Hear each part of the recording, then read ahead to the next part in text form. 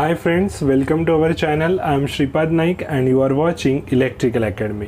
तो देखो आज के एपिसोड में हम क्या डिस्कस करने वाले हैं। पार्ट 4 ये चल रहा है, इसमें हम क्या डिस्कस करने वाले हैं। ये फिगर मैंने फिर से क्यों रखा, क्योंकि और कुछ बताना आपको बाकी है।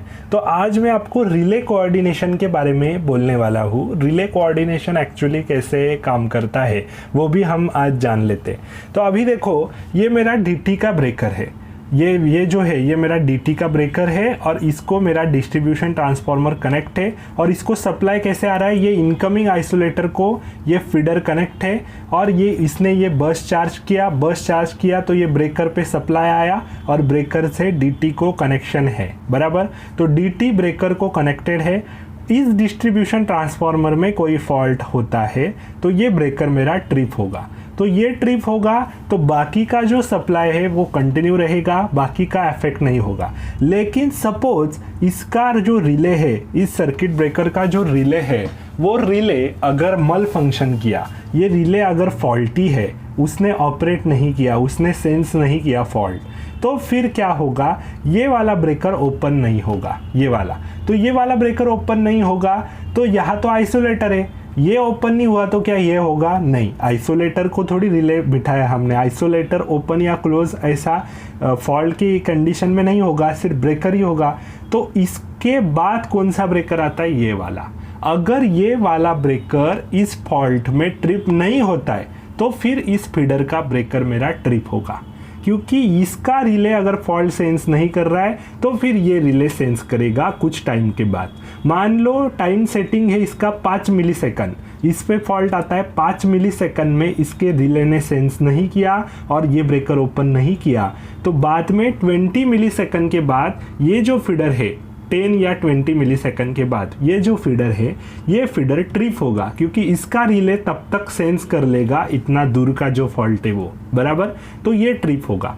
मान लो इसने भी अगर सेंस नहीं किया, इसका भी रिले फॉल्टी है इस ब्रेकर का, तो फिर उसके बाद जो ब्रेकर आता है 11 kV का ट्रैफो ब्रेकर, इसके ऊपर का ब्रेकर, मतलब इस ट्रांसफार्मर का सेकेंडरी ब्रेकर, ये सेंस करेगा 50 मिलीसेकंड के बाद।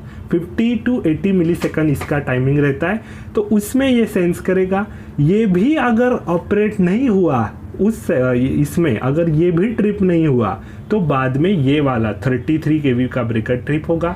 ये भी नहीं हुआ तो फिर ये वाला होगा, ये भी नहीं होगा तो ये वाला होगा। मतलब ये फॉल्ट में अगर आपका ये ओपन नहीं हुआ तो ये भी नहीं हुआ, अगर ये भी नहीं हुआ तो ऐसा आगे आगे चलता रहेगा। तो एक को दूसरा बैकअप प्रोटेक्शन रहता है, एक ब्रेकर को दूसरा ब्रेकर जो है उसके ऊपर का वो एज अ बैकअप प्रोटेक्शन काम करता है। तो ये जो रिले कोऑर्डिनेशन रहता है, ये जो टाइम सेटिंग मैनेज होती है, ये टेस्टिंग एंड प्रोटेक्शन करके एक डिपार्टमेंट रहता है, ये डिपार्टमेंट पूरा ये मैनेज करता है।